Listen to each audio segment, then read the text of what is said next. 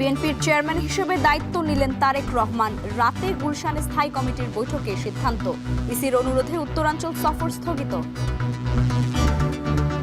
নির্বাচন কমিশনের অনুরোধে বাংলাদেশ জাতীয়তাবাদী দলের চেয়ারম্যানের এই সফর স্থগিত ঘোষণা করা হয়েছে। ইসিতে আপিল আবেদনের শুনানি আজ থেকে। হাসনাত মঞ্জুরুলের পাল্টাপাল্টি আবেদন। বিএনপির মিন্টুর মনোনয়ন বাতিল চান জামায়াত প্রার্থী।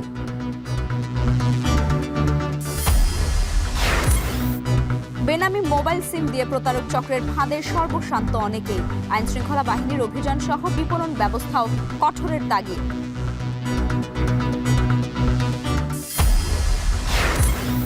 শীত মৌসুমে ধুলায় মলিন রাজধানী ঢাকা। নির্মাণ অব্যবস্থাপনার দূষণে স্বাস্থ্য ঝুঁকি। সমন্বিত উদ্যোগের পরামর্শ। নির্মাণ কাজের যে ধুলো সেটা হলো সবচেয়ে বেশি আমাদের এই ঢাকা শহরের বায়ুটাকে দূষিত করে। প্রত্যেকটা রাস্তায় যে দিক দিয়ে যাচ্ছি ধুলাবালির অবস্থা খুব ভয়াবহ। আমরা এটা সমাধান চাই।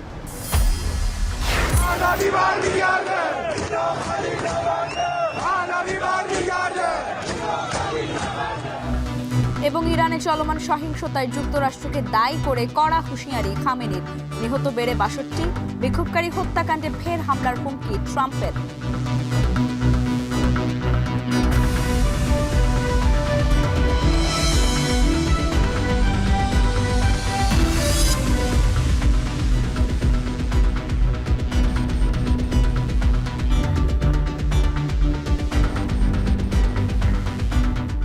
স্বাগত। এখন বাণিজ্যে। পুরো আয়োজন জুড়ে সঙ্গে আছি লাইবা জান্নাত।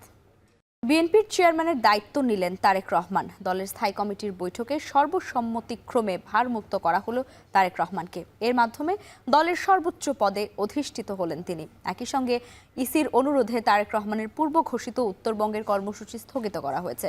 গুলশান কার্যালয়ে বৈঠক শেষে ব্রিফিংয়ে এসব কথা জানান বিএনপির মহাসচিব মির্জা ফখরুল ইসলাম আলমগীর। বিস্তারিত দেখুন প্রতিবেদনে। ২০০১ সালের জাতীয় নির্বাচনে মা খালেদা জিয়ার সঙ্গে সারা দেশ সফর করেন তারেক রহমান। সেই থেকে রাজনীতিতে হাতে খড়ি। ২০০২ সালে তারেক রহমানকে দলের জ্যেষ্ঠ যুগ্ম মহাসচিব করা হয়। এরপর ২০০৯ সালের ৮ ডিসেম্বর বিএনপির পঞ্চম কাউন্সিলে তারেক রহমানকে জ্যেষ্ঠ ভাইস চেয়ারম্যান করা হয়। ২০১৮ সালে ৮ ফেব্রুয়ারি খালেদা জিয়া কারাগারে গেলে তারেক রহমান ভারপ্রাপ্ত চেয়ারম্যানের দায়িত্ব নেন। গেল বছরের ২৫ ডিসেম্বর ১৭ বছর পর দেশে ফেরেন তিনি। ৩০ ডিসেম্বর বিএনপি চেয়ারপারসন ও ৩ বারের প্রধানমন্ত্রী বেগম খালেদা জিয়া ইন্তেকাল করেন। এরপর থেকেই তারেক রহমানকে শিগগিরই দলের চেয়ারম্যান করার বিষয় ইঙ্গিত দেন শীর্ষ নেতৃবৃন্দ।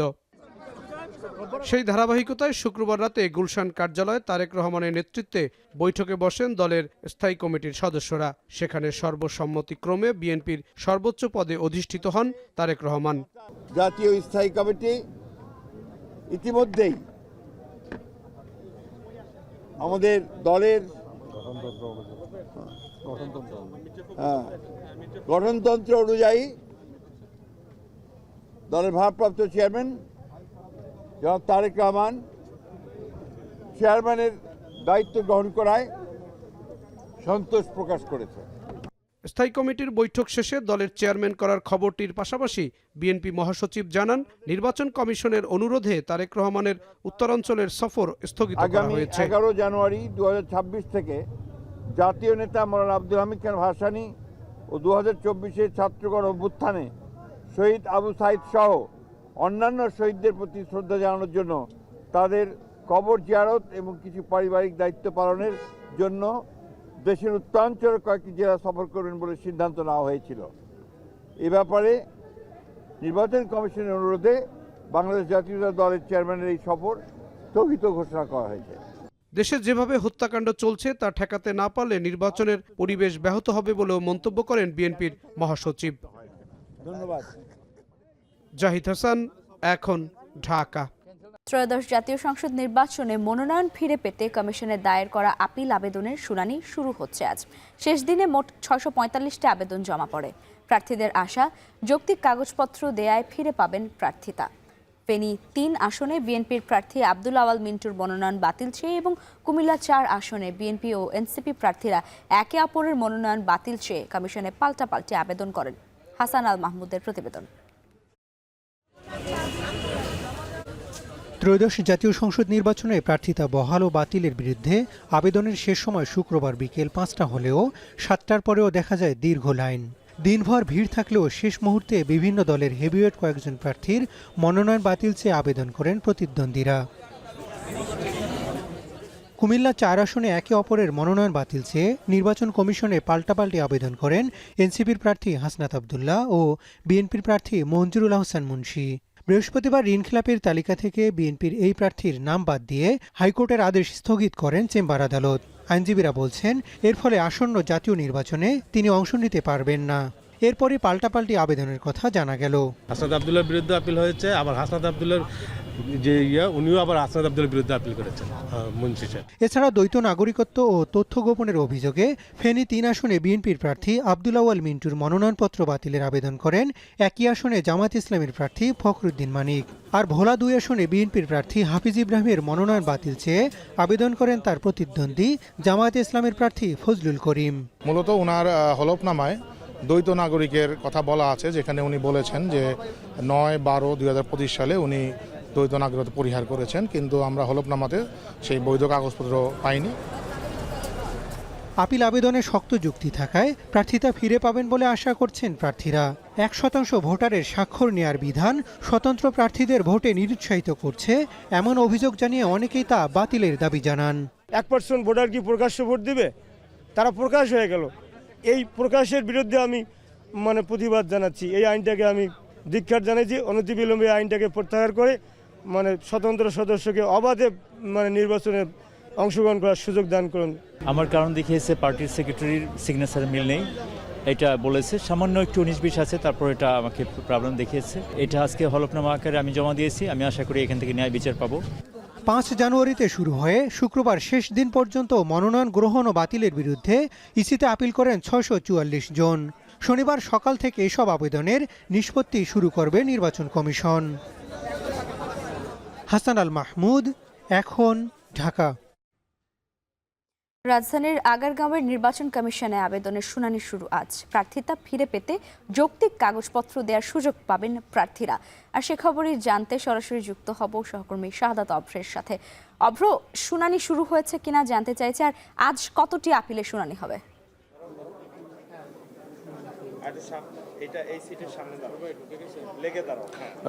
লাইবা, আজকে যদি কতটি আপিলের শুনানি হবে সেটির জবাব দিতে চাই, তাহলে কিন্তু বলতেই হয় যে 70টি আপিলের কিন্তু আজকে শুনানি হবার কথা রয়েছে। তবে সকাল 10টা থেকে যে আপিল শুনানি শুরু হবার কথা রয়েছে সেটি কিন্তু এখনো পর্যন্ত শুরু হয়নি। তবে আস্তে আস্তে যারা কিনা আপিল শুনানিতে অংশ নেবেন, বিশেষ করে এখানে আমরা আইনজীবীদের দেখতে পেয়েছি, তারা কিন্তু আসতে শুরু করেছেন এবং তার যারা কিনা প্রার্থী আছে তাদেরকে কিন্তু প্রবেশ করতে আমরা লক্ষ্য করছি। আমরা যদি একটু দেখাতে চাই যে এখানে উপস্থিত হতে শুরু করেছে যেমনি প্রার্থী তেমনি তার পাশাপাশি এখানে আমরা দেখতে পাচ্ছি যে আইন শৃঙ্খলা রক্ষাকারী বাহিনীর সদস্যরাও আছে।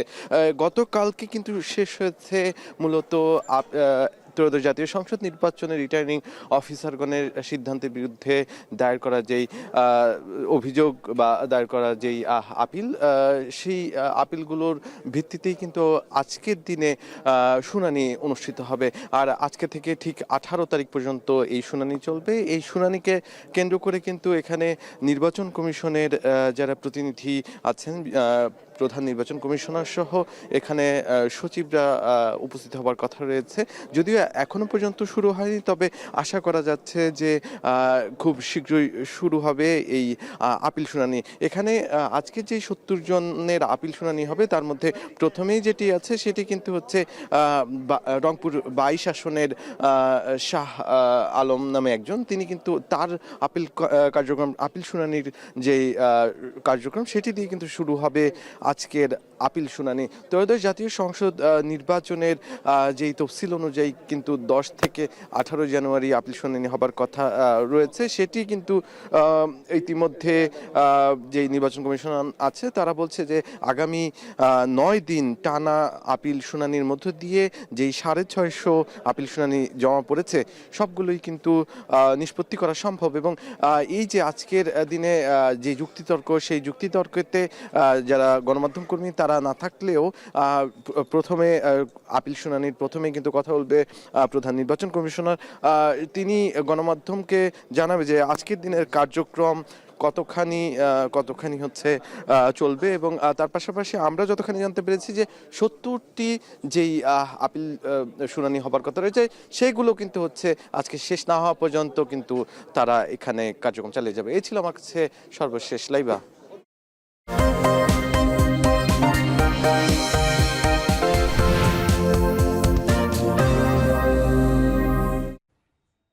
ত্রয়োদশ জাতীয় সংসদ নির্বাচনের আমেজ বইছে খুলনা জেলা জুড়ে।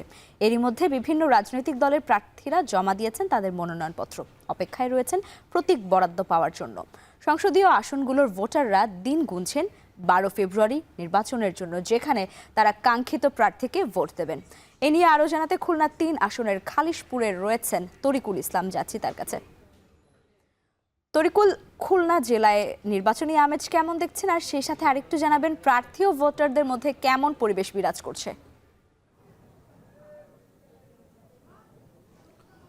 দেখুন, খুলনার 6টি আসনে নির্বাচনের যে হাওয়া সেটি আসলে জোরে সোরে বইছে।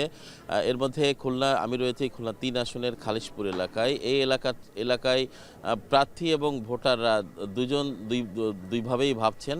বিশেষ করে প্রার্থীরা ভোটারদের দ্বারে দ্বারে যাচ্ছেন এবং বিভিন্নভাবে প্রতিশ্রুতি দিচ্ছেন পূর্বের মতো, এবং ভোটাররাও তারা প্রার্থীদের কোন প্রার্থীকে তারা ভোট দেবেন সে ব্যাপারে তারা কিন্তু বেছে নিচ্ছেন এবং তারাও কিন্তু এই সময়টাকে কাজে লাগাচ্ছেন। তো আমরা এই খুলনা 3 আসন যেটি গঠিত খালিশপুর, দৌলতপুর এবং খানজাহানআলী থানা নিয়ে, এই আসনে ভোটার সংখ্যা 2,52,296 জন। এর মধ্যে পুরুষ ভোটার 1,26,579 জন এবং নারী ভোটার রয়েছে 1,25,700 জন। এছাড়া এই আসনে কেন্দ্র রয়েছে 115টি কেন্দ্র রয়েছে। 9 জন প্রার্থী এই আসনে প্রতিদ্বন্দ্বিতা করছে। এর মধ্যে বিএনপির কেন্দ্রীয় ছাত্র বিষয়ক সম্পাদক রকিবুল ইসলাম বকুল, জামাত ইসলামীর মহানগর আমির অধ্যাপক মাহফুজুর রহমান, ইসলামী আন্দোলনের আব্দুল আওয়াল এবং এছাড়া অন্যান্য রাজনৈতিক দলের প্রার্থীরা রয়েছেন। সব মিলিয়ে আমরা যেটি দেখছি যে প্রার্থীরা কিন্তু বিভিন্নভাবে আগে থেকেই কিন্তু তারা সম্ভব প্রার্থীরা নেমে পড়েছেন এবং তারা তাদের ভোটারদের কাছে বিভিন্ন প্রতিশ্রুতি দিচ্ছেন। বিশেষ করে এটি শিল্প অঞ্চল হিসেবে খ্যাত ছিল। এই শিল্প অঞ্চলে মানুষ কিন্তু তারা বিভিন্ন সময় মিল কলকারখানা বন্ধ হয়ে যাওয়াতে, জুট মিল এবং বিভিন্ন ধরনের শিল্প প্রতিষ্ঠান রয়েছে সেগুলো বন্ধ হয়ে যাওয়ার কারণে কিন্তু এইখানে মানুষের মধ্যে একটি হতাশা বিরাজ করছে এবং মানুষ কিন্তু প্রতিশ্রুতি নয়, তারা বাস্তবায়ন চায় এবং তার যেসব প্রার্থীরা তাদের কাছে ভোট প্রার্থনা করছেন তারা কিন্তু বলছেন যে এখানে যে মিল কলকারখানার যে ঐতিহ্য ছিল সেই ঐতিহ্যকে ফিরিয়ে আনতে পারবে যিনি, তাকেই তারা ভোট দিবেন বলে তারা মনে করছেন। এবং এখানে মানুষ কিন্তু লক্ষাধিক মানুষ এই অঞ্চলে, শিল্প অঞ্চলে বেকার হয়ে গেছে এবং এখানে মানুষের আগের যে মানুষের যে জীবনযাত্রা ছিল সেটিও নিচের দিকে নেমে গেছে। সব মিলিয়ে এখানকার যারা ভোটাররা রয়েছেন তারা তাদের কাঙ্ক্ষিত প্রার্থীকে ভোট দিবেন এবং সেটি তাদের যোগ্যতা এবং আগামীতে তারা কেমন ভোটারদের পাশে থাকবেন এবং সাধারণ মানুষের পাশে থাকবেন, এলাকার উন্নয়ন করবেন, সব কিছু তারা বিবেচনা করছেন। সব মিলিয়ে এই ছিল আমার কাছে খুলনার খালিশপুরের যেটি খুলনা 3 আসনের অন্তর্গত শিল্পাঞ্চল খ্যাত খালিশপুর থেকে সর্বশেষ খবর। আম্রপালি, স্বাদে খাঁটি, গুণে ভরপুর, সবার পছন্দের প্রিমিয়াম শরবত, real magic in every drop. 2008 সালের জাতীয় সংসদ নির্বাচনে বগুড়া 7 আসনে বেগম খালেদা জিয়া প্রায় 90% ভোট পেয়েছিলেন। তার মৃত্যুর পর বগুড়া 7 আসনের প্রার্থীও ভোটারের একই সমর্থন আশা করছেন। রাজীব সেলিমের প্রতিবেদন এবং ছবি তুলেছেন রবিউল ইসলাম। রাজনৈতিক জীবনের শুরু থেকেই বেগম খালেদা জিয়া জাতীয় নির্বাচনে অংশ নিয়েছেন বগুড়া 7 আসন থেকে। 1991 থেকে 2008 সাল পর্যন্ত সব নির্বাচনেই রেকর্ড পরিমাণ ভোটে নির্বাচিত হয়েছেন তিনি। সবশেষ ত্রয়োদশ জাতীয় সংসদ নির্বাচনেও তার মনোনয়ন জমা দেয়া হয় এই আসন থেকেই। বেগম খালেদা জিয়ার পাশাপাশি এই আসনে মনোনয়নপত্র জমা দেন গাবতলী উপজেলা বিএনপির সভাপতি মোর্শেদ মিল্টন। এখন বেগম জিয়া প্রয়াত হওয়ায় বগুড়া 7 আসনে তিনিই হতে যাচ্ছেন বিএনপির কাণ্ডারি। দেশনেত্রী বেগম খালেদা জিয়া যেভাবে বগুড়ার 7-এর মানুষকে, জনগণকে, নেতাকর্মীকে যেভাবে ভালোবাসতো আমি যেন তেমনি ইনশাল্লাহ ভালোবাসতে পারি। বিগত দিনের যে অসমাপ্ত কাজগুলো আছে ইনশাল্লাহ আমি সমাপ্ত করার ইনশাল্লাহ চেষ্টা করব। এদিকে বগুড়া ৭ আসনে জামায়াতে ইসলামীর প্রার্থী গোলাম রব্বানীর মতে খালেদা জিয়ার মৃত্যুর পর বদলাতে শুরু করেছে ভোটের সমীকরণ। তাই এই আসনের ইতিহাস বদলে দিতে ভোটের দৌড়ঝাঁপ শুরু করেছেন তিনি। বেগম জিয়া চলে যাওয়ার পর কি ধরনের প্রতিক্রিয়া হচ্ছে, আমি নির্বাচনের মাঠে কাউকে অযোগ্য মনে করি না, সবাইকে যোগ্য মনে করি। জনগণ যাকে ভোট দেবে সেই হবে নির্বাচিত প্রতিনিধি। গাবতলী শাহজাহানপুর মিলে গঠিত বগুড়া ৭ আসনের প্রায় ৫.৫ লাখ ভোটারের চাওয়া তাদের সামগ্রিক উন্নয়ন। দীর্ঘদিন উন্নয়ন বঞ্চিত এই মানুষগুলো প্রার্থীদের ইশতেহার দেখেই সিদ্ধান্ত নেবেন ভোট দেওয়ার বিষয়ে। আমরা ১৭ বছর এই গাবতলী বাড়ি হওয়াতে, এই বগুড়া জেলার মানুষ গাবতলী হওয়াতে আমাদের এলাকার কোনো লোকের চাকরি বাকরি হয় নাই। যে সরকারে আসুক না কেন বগুড়া যাতে চাকরি বাকরি হয়। ১৭ বছরের যে বৈষম্য শিকার, এই জিনিসটা যেন আমরা পূরণ করতে পারি তাকে দ্বারা। এই আসনের মোট ৫ জন প্রার্থীর মনোনয়ন যাচাই বাছাই শেষে বিএনপি, জামায়াত ও ইসলামী আন্দোলনের প্রার্থীর মনোনয়নের বৈধতা দিয়েছে নির্বাচন কমিশন। রাজীব সেলিম, এখন বগুড়া। লোভনীয় বিজ্ঞাপনের আড়ালে বিভিন্ন সামাজিক মাধ্যমে সক্রিয় সংঘবদ্ধ অনলাইন প্রতারক চক্র, ফাঁদে পা দিয়ে সর্বশান্ত বহু মানুষ। এদিকে সম্প্রতি এক অভিযানে ৬০,০০০-এর বেশি সিম ডিভাইস সহ প্রতারক চক্রের ২ জনকে গ্রেপ্তার করেছে ডিবি। বিশেষজ্ঞরা বলছেন, সিম বিপণন ব্যবস্থার কঠোরতা এবং জনসচেতনতা বাড়ানো ছাড়া এই সাইবার অপরাধ রোধ করা সম্ভব নয়। মাহবুব হাসান রিপনের প্রতিবেদন।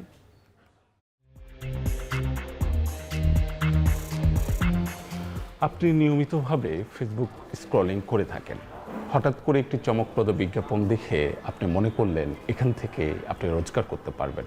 সেই প্রলোভনে পা দিলেই কিন্তু আপনার ক্ষতি একদম নিশ্চিত, আপনি সর্বশান্ত হয়ে যাবেন। ঠিক এরকম ঘটনা বাংলাদেশে অহরহ ঘটছে। আজকে সেরকম একজনকে নিয়েই আমাদের এই গল্পটি শুরু করতে চাই। যে শেয়ারগুলির দাম বলে ওখানে দেখা যায় ওই শেয়ারগুলির দামই বাড়ে। আসলে নাম প্রকাশে অনিচ্ছুক এক ভুক্তভোগীর মুখোমুখি এখন টেলিভিশন। পুঁজিবাজারে আইটেম শেয়ার কিনে মুনাফা করিয়ে দেওয়ার প্রলোভনে বিজ্ঞাপন দেখে একটি ফেসবুক গ্রুপে যুক্ত হন তিনি। যতক্ষণে বুঝতে পারলেন এটি একটি প্রতারণা, ততক্ষণে খুইয়েছেন প্রায় ১৮ লক্ষ টাকা। তো ডিসকাউন্ট রেটে আপনি এত টাকাতে কিনবেন আর এত টাকা বিক্রি করতে পারবেন। তো আমি দেখতেছি তারা যে ডিসকাউন্ট রেটই দিচ্ছে ওখানে প্রায় হলো ৩৫-৪০ টাকার মতন ডিফারেন্স থাকে, অর্থাৎ মার্কেট রেটেতে তার অনেক কম দামে। তো আমি আবার অনলাইনে দেখলাম যে ডিসকাউন্ট রেটে এরকম শেয়ার কেনাবেচা হয়, যেটা নাকি ওই যে আপনার বলা হয় কি বলে ব্লক মার্কেট। তো আমি দেখি এরকম তো হয়, তাহলে তো এটা করা যাইতে পারে। ভুক্তভোগীর অভিযোগের প্রেক্ষিতে সাঁড়াশি অভিযানে নামে ঢাকা মেট্রোপলিটন পুলিশের গোয়েন্দা বিভাগ। মঙ্গলবার রাতে প্রায় ৫০,০০০-এর মতো সিম, মোবাইল ফোন ও বিভিন্ন ডিজিটাল ডিভাইস সহ প্রতারক চক্রের ২ জনকে রাজধানী থেকে গ্রেপ্তার করে ডিবি। প্রতারণাগুলো আপনার সাধারণত ফাইন্যান্সিয়াল যে ক্রাইমগুলো হয়, মানুষকে প্রলুব্ধ করার জন্য যে প্রথম যে একটা SMS পাঠায় যে আপনি এত টাকা বিনিয়োগ করলে আপনি এত টাকা পাবেন, মানুষকে প্রলুব্ধ করার জন্য যে SMS-গুলো পাঠায়, সেই SMS পাঠানোর জন্য প্রথমে এই সিমগুলো ইউজ করে। সাইবার অপরাধ বিশ্লেষকরা বলছেন, সিম বিক্রির অতিরিক্ত টার্গেট পূরণ করতে গিয়ে ভুয়া নিবন্ধনের সাথে জড়িয়ে পড়ছে প্রান্তিক ব্যবসায়ীরা। মোবাইল সিম বিপণন প্রক্রিয়াকে কঠিন করার পাশাপাশি প্রয়োজন আইন সংশোধনের মাধ্যমে কঠিন শাস্তি নিশ্চিত করা। বিপণী বিভাগ যেগুলো এবং সেলসের অনেকটা উৎসাহ প্রদান করে। একটা সিম ভুয়া রেজিস্ট্রেশন থাকলে পরে যাতে অনেক বড় আর্থিক এবং জেল জরিমানার প্রভিশনটা থাকে, তাহলে দেখবেন এই জাতীয় অপরাধের সমস্যাটা সমাধান হয়ে যাবে। তবে ভিন্নমত টেলিকম অপারেটরদের সংগঠন অ্যামটবের তারা বলছেন, সিম বিপণন প্রক্রিয়া কঠিন করলেই সব সমস্যার সমাধান হবে এমন চিন্তা অবান্তর।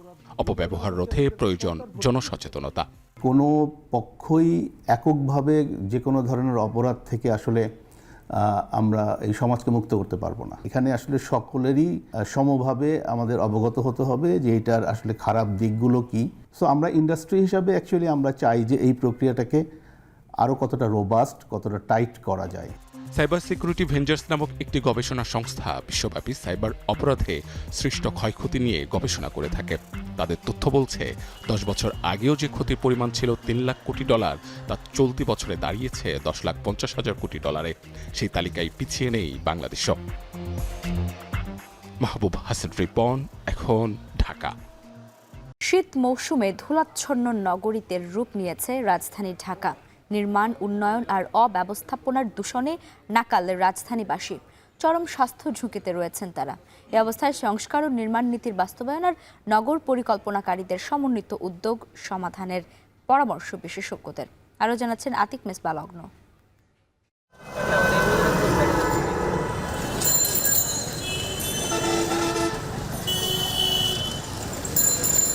পৌষের সকালে যে পাতায় শিশির থাকার কথা সেখানে জমেছে ধুলো। বেলা গড়ালে ধুলো ঝরে, ভারী হয়ে ওঠে নগরীর বাতাস। প্রত্যেকটা রাস্তায় যে দিক দিয়ে যাচ্ছি ধুলাবালির অবস্থা খুব ভয়াবহ। আমরা এটা সমাধান চাই। এখন তো বৃষ্টি নাই, শীতকাল, ধুলাটা অনেক বেশি। আর এইখানে রাস্তার পরিস্থিতি তো আপনি দেখতেই পাচ্ছেন যে কি অবস্থা রাস্তাঘাট। সারাদিন আসি যাই খালি দূরা মাছ কয়টা আর পাল্টাবো। শীত এলেই মহানগরীর এমন চিত্র নিত্যদিনের। ধুলোর সাথেই যেন সহাবস্থান নগরবাসীর, আর তাতে ভাসছে ক্ষতিকর সব কণা, যা ভোগাচ্ছে নগরবাসীকে। উড়ন্ত ধুলায় আচ্ছন্ন এই শহর ক্রমেই এগিয়ে যাচ্ছে বিশ্বের বায়ু দূষণের শহরের শীর্ষের দিকে। আইকিউআর এর তথ্য বলছে ডিসেম্বর থেকে জানুয়ারি মাসে ঢাকার বায়ুমান ছিল অস্বাস্থ্যকর থেকে অতি অস্বাস্থ্যকর, যার প্রভাব পড়ছে স্বাস্থ্যক্ষেত্রে। এই সময়টাতে তো আপনার অ্যাজমার রোগী অনেক বেশি বেড়ে যায়। অ্যাজমার রোগী, শ্বাসকষ্টের রোগী, এই ধরনের রোগীগুলো বেশি বেড়ে যায়। কিন্তু এই জন্য হাসপাতালগুলোতে দেখবেন যে অনেক রোগীর ঠান্ডা লাগা, অ্যালার্জি, শ্বাসকষ্ট, এগুলো কিন্তু খুব বেশি পরিমাণে আপনি পাবেন হাসপাতালগুলোতে এই মুহূর্তে। এটা বিশেষ করে বাচ্চাদের ক্ষেত্রে এটার প্রভাবটা আরও বেশি হয়, অন্যান্যদের মধ্যেও হয়। আপনি দেখবেন যে ঢাকা শহরের মানুষগুলোর মধ্যে একটা সময় যাদের অ্যালার্জি শীত ছিল না শুনেছিলেন, এখন তাদের মধ্যে অনেক অ্যালার্জি পাবেন আপনি। অভিযোগের তীর নির্মাণ ও উন্নয়ন প্রকল্পের দিকেও। কাজে মানা হচ্ছে না পরিবেশ বিধি। এই বেহাল অবস্থায় সিটি কর্পোরেশন সহ নীতি নির্ধারকদের উপর দায় চাপাচ্ছেন বিশেষজ্ঞরা। ঢাকা শহরে সবচেয়ে বেশি দেখি যে নির্মাণ কাজের যে ধুলো, সেটা হলো সবচেয়ে বেশি আমাদের এই ঢাকা শহরের বায়ুটাকে হচ্ছিল দূষিত করে। এর মধ্যে হচ্ছিল নির্মাণ কাজে আমরা জানেন যে ইমারত নির্মাণ বিধিমালা আমাদের আছে, অর্থাৎ আমি যখন কোনো কনস্ট্রাকশনের হচ্ছিল কাজ করব, সেই কাজটা কীরকমভাবে করব, ধুলা কীরকমভাবে আমি নিবারণ করব, সেটা একদম সুস্পষ্ট নীতিমালা আছে। কিন্তু আমরা দেখি ইমারত নির্মাণ বিধিমালায় এটার কোনো কিছুই তোয়াক্কা করা হয় না। সংস্কার ও নির্মাণ নীতির বাস্তবায়ন আর নগর পরিকল্পনাবিদের সমন্বিত ও পরিবেশ বান্ধব উদ্যোগ রাজধানীর বাতাসকে নির্মূল করে তুলবে, এমন প্রত্যাশা এই পরিবেশবিদের। মাটির নিচে যে কনস্ট্রাকশনের হচ্ছিল জায়গাগুলো আছে, তারা যদি একসঙ্গে সমন্বয়ভাবে হচ্ছিল করে, তাহলে আসলে ঢাকা শহরের ধুলো অনেকটাই হচ্ছিল কমে যাবে। আতিক মেসবা লগ্ন, এখন ঢাকা। শীতের প্রকোপে বরিশালে বাড়ছে জ্বর, সর্দি, কাশি ও নিউমোনিয়ায় আক্রান্তের সংখ্যা। বেশি আক্রান্ত হচ্ছে শিশুরা, আর এতে চাপ বাড়ছে হাসপাতালগুলোতে। এ নিয়ে আরও জানাতে বরিশাল শেরে বাংলা মেডিকেল কলেজ হাসপাতাল থেকে যুক্ত হচ্ছেন অমিত হাসান। অমিত, হাসপাতালে শীতজনিত রোগীদের চাপ কেমন দেখছেন জানাবেন, আর চিকিৎসকরা কি পরামর্শ দিচ্ছেন তাদের? লাইভ একটু জানিয়ে রাখি যে বেশ কয়েকদিন ধরেই বরিশালের শীতের প্রকোপ বাড়ছে, যার কারণে কিন্তু হাসপাতালগুলোতে দেখা যাচ্ছে যে ঠান্ডাজনিত যে রোগে আক্রান্তের সংখ্যা সেটির পরিমাণে বাড়ছে। এবং আমরা আজকে শেরেবাংলা মেডিকেল কলেজের হাসপাতালের শিশু বিভাগে যেটা ঘুরে দেখতে পেলাম যে বেশিরভাগ রোগী কিন্তু শিশু। তারা কিন্তু ঠান্ডাজনিত, বিশেষ করে নিউমোনিয়া, সর্দি, কাশি, জ্বর, এগুলোতে শ্বাসকষ্টের কারণে কিন্তু আক্রান্ত হয়ে এই হাসপাতালে ভর্তি হচ্ছে। এবং এখানে প্রায় যে রোগী ভর্তি রয়েছে তার মধ্যে 70% শিশুই কিন্তু ঠান্ডাজনিত রোগে আক্রান্ত, এবং তারা বিভিন্ন জেলা, উপজেলা, বিভাগের সেখানে সেসব জায়গা থেকে আসছে। বিশেষ করে বানেরিপাড়া, ভান্ডারিয়া, বাকেরগঞ্জ, বাবুগঞ্জ, এসব জায়গা থেকে কিন্তু তারা এখানে চিকিৎসা সেবা নিতে আসছে। এবং যে বেডগুলো রয়েছে সেগুলো কিন্তু পুরোপুরি পরিপূর্ণ রয়েছে। এবং এখানকার হিসেবে, সরকারি হিসেব অনুযায়ী শিশু ওয়ার্ডে 41টি বেড রয়েছে সরকারি হিসেব অনুযায়ী। সেখানে কিন্তু প্রায় শতাধিক রোগী প্রতিদিন ভর্তি থাকছে, এবং বহির্বিভাগেও আমরা দেখেছি যে প্রায় 5 শতাধিক রোগী এখানে ভর্তি থাকছে এই ঠান্ডাজনিত রোগে আক্রান্ত হয়ে। এবং আরেকটু জানিয়ে রাখি যে চিকিৎসকরা বলছেন যে একটু সচেতন হলে তাহলে এই রোগ থেকে মুক্তি পাওয়া সম্ভব বলে মনে করছেন চিকিৎসকরা। তো বরিশাল শেরেবাংলা মেডিকেল কলেজ হাসপাতাল থেকে এই ছিল আমার কাছে সবশেষ। লাবিবা। বরিশালে বাড়ছে শীতজনিত রোগের প্রাদুর্ভাব, আর সে বিষয়ে জানাচ্ছিলেন অমিত হাসান। গত কয়েকদিনের কনকনে ঠান্ডার পর কিছুটা কমতে শুরু করেছে শীতের তীব্রতা। গতকাল থেকে কিছুটা স্বস্তি ফিরেছে জনজীবনে, কাজকর্মে ফিরতে পেরেছেন নিম্ন আয়ের মানুষ। আরও জানাতে কিশোরগঞ্জের আখড়া বাজার থেকে যুক্ত হচ্ছেন মশিউর কায়েস। কায়েস, বেলা বাড়ার সঙ্গে সঙ্গে সূর্যের দেখা মিলেছে কিনা জানাবেন আমাদের।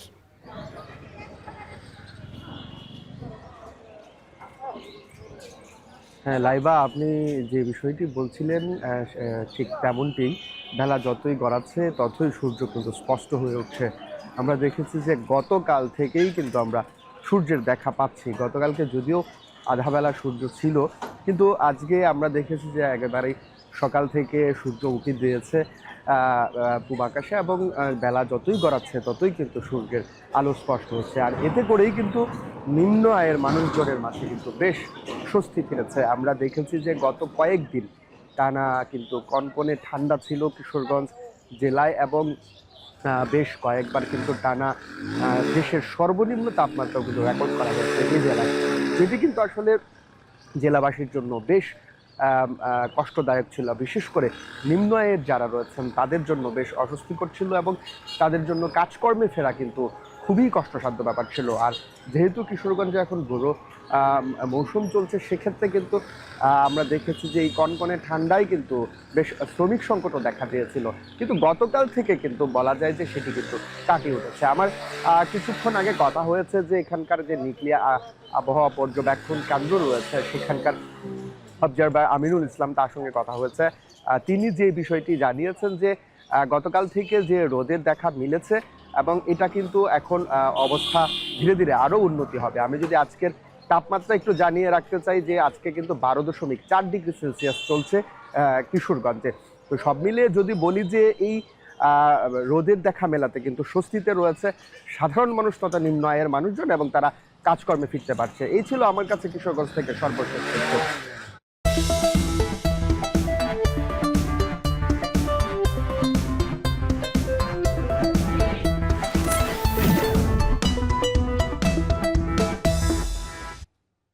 দরজায় কড়া নাড়ছে জাতীয় নির্বাচন। নতুন সরকার নিয়ে নানান স্বপ্ন বুনছেন দেশের জনগণ। পিছিয়ে নেই নারীরাও।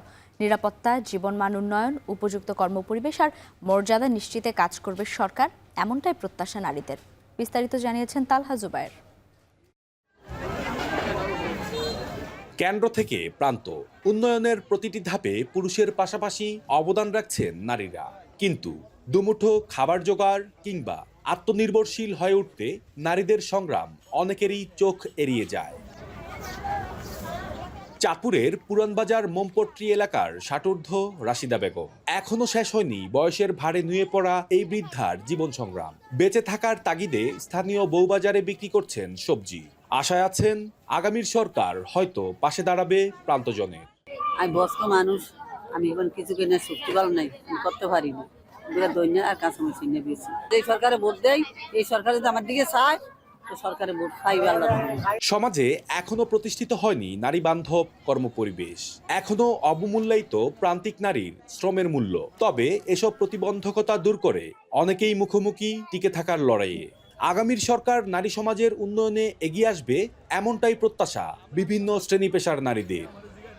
সুস্থ মতন নির্বাচন হোক, বা কোনো হালাহালি বা কোনো মারামারি বা কোনো নারী নির্যাতন, এটি আমরা চাই না। মেয়েদের পড়াশোনার ক্ষেত্রটা আরো বেশি প্রসারিত হোক, তারপর কাজের ক্ষেত্রটা আরো নিরাপদ হোক। সকালে ঘর থেকে বের হয়েছি, সন্ধ্যার পরে রাতের পর আমরা যেন আবার বাসায় নিরাপদভাবে আমাদের বাচ্চার কাছে, আমাদের ফ্যামিলির কাছে ফিরে আসতে পারি, এরকম একটা দেশে আমরা চাই। দেশের অগ্রযাত্রায় পুরুষের পাশাপাশি প্রয়োজন নারীদের উন্নয়ন। শিক্ষা, নিরাপত্তার পাশাপাশি নারীদের কর্মক্ষম করতে প্রয়োজন উদ্যোক্তা সৃষ্টি। সুদমুক্ত ঋণ সুবিধার পাশাপাশি নারীদের ব্যবসার জায়গা দেয়া গেলে অগ্রযাত্রা আরো গতিশীল হবে। সরকার যদি আমাদেরকে নিরাপত্তা দিতে পারে তাহলে উদ্যোক্তা আরো তৈরি হবে। আর একটা দেশ কখনই আগাইতে পারবে না যদি নারীরা পিছিয়ে থাকে। নারীদেরকে যত বেশি কাজের সাথে ইনভলভ করবে, নারীদেরকে যত বেশি নিরাপত্তা জায়গাটাতে সরকার প্রতিশ্রুতিশীল হবে, তত বেশি নারীর কাছ থেকে অর্থনীতিতে অবদানের আরো বেশি ভূমিকা পাবে। জেলায় মোট ভোটার প্রায় 23,31,000। এর মধ্যে প্রায় 12 লাখ পুরুষ ভোটারের পাশাপাশি নারী ভোটার প্রায় 11,30,000, যাদের ভোটাধিকারে নির্বাচিত হবে আগামীর সরকার। তালহা জুবায়ের, এখন চাঁদপুর। এবারে জানাবো আন্তর্জাতিক খবর। ইরানে চলমান সরকার বিরোধী সহিংসতায় যুক্তরাষ্ট্রকে দায়ী করে কড়া হুঁশিয়ারি দিয়েছেন দেশটির সর্বোচ্চ ধর্মীয় নেতা আয়াতুল্লাহ আলী খামেনি। অন্যদিকে মার্কিন প্রেসিডেন্ট ডোনাল্ড ট্রাম্প ফের হুঁশিয়ারি দিয়ে বলেছেন বিক্ষোভকারীদের হত্যা করা হলে ইরানে হামলার জন্য প্রস্তুত যুক্তরাষ্ট্র। এদিকে বৃহস্পতিবার থেকে ইন্টারনেট বন্ধে বহির্বিশ্বের সঙ্গে যোগাযোগ বিচ্ছিন্ন ইরানের। চলমান আন্দোলনে নিহতের সংখ্যা বেড়ে দাঁড়িয়েছে ৬২ জনে। ইরানের এক মানবাধিকার সংস্থার তথ্য মতে নিহতদের মধ্যে ৪৮ জন বিক্ষোভকারী আর ১৪ জন নিরাপত্তা কর্মকর্তা। বিস্তারিত জানিয়েছেন ফজলে রাব্বি খান। ২০২২ সালের পর সবচেয়ে সহিংস আন্দোলন চলমান ইরানে। অর্থনৈতিক সংকটের জেরে শুরু হওয়া বিক্ষোভ রূপ নিয়েছে ভয়াবহ সহিংস সরকার বিরোধী আন্দোলনে। সরকারি ও গুরুত্বপূর্ণ বিভিন্ন স্থাপনায় অগ্নিকাণ্ডের ভিডিও ছড়িয়ে পড়েছে। ক্রমবর্ধমান অস্থিরতা রোধে সরকার ইন্টারনেট সংযোগ বন্ধ করে দিয়েছে। বৃহস্পতিবার থেকে বহির্বিশ্বের সঙ্গে যোগাযোগ বিচ্ছিন্ন হয়ে পড়ে ইরান। প্রায় ২ সপ্তাহের মধ্যে কয়েক ডজন বিক্ষোভকারী ও নিরাপত্তা কর্মীর মৃত্যু নথিভুক্ত করেছে ইরানের এক মানবাধিকার সংস্থা। এদিকে টেলিভিশনে দেওয়া এক ভাষণে বিক্ষোভকারীদের উদ্দেশ্যে কড়া হুঁশিয়ারি দিয়ে ইরানের সর্বোচ্চ ধর্মীয় নেতা আয়াতুল্লাহ আলী খামেনি পিছু হটবেন না বলে প্রতিশ্রুতি দিয়েছেন। متعلق به کشور خودشون رو خراب کردن، مثلا فرض کنید فلان ساختمان دیواری رو خراب کردن برای که دل رئیس جمهور آمریکا خوش بیاد। বিক্ষোভকারীরা যুক্তরাষ্ট্রের মদতে আন্দোলন করছে এবং মার্কিন প্রেসিডেন্টকে খুশি করার জন্য ভাঙচুর করছে বলে অভিযোগ করেন তিনি। ট্রাম্পকে তার নিজের দেশের দিকে নজর দেওয়ার কথা বলেন খামেনি। انسان شریف روی کار آمده در مقابل کسانی که تخریبگرند جمهوری اسلامی کوتاه نخواهد آمد। এদিকে ট্রুথ সোশ্যাল পোস্টে মার্কিন প্রেসিডেন্ট ডোনাল্ড ট্রাম্প আবারও হুঁশিয়ারি দিয়ে বলেছেন, যদি ইরান শান্তিপূর্ণ বিক্ষোভকারীদের ওপর গুলি চালায় এবং সহিংসভাবে হত্যা করে তাহলে যুক্তরাষ্ট্র তাদের উদ্ধারে এগিয়ে আসবে। যুক্তরাষ্ট্র যে কোনো মুহূর্তে প্রস্তুত বলেও হুমকি দেন তিনি। ইরানে প্রাণহানির ঘটনায় জাতিসংঘ খুবই উদ্বিগ্ন বলে জানিয়েছেন জাতিসংঘের মুখপাত্র স্টিফেন ডুজারিক। শান্তিপূর্ণভাবে বিক্ষোভ করার অধিকার সবার রয়েছে বলে জানান তিনি। Continuing to follow the situation extremely closely, very disturbed by the loss of life that we've seen. As in my answer to Deji, people anywhere in the world have a right to demonstrate peacefully, and governments have a responsibility to protect that right and to ensure that that right is respected.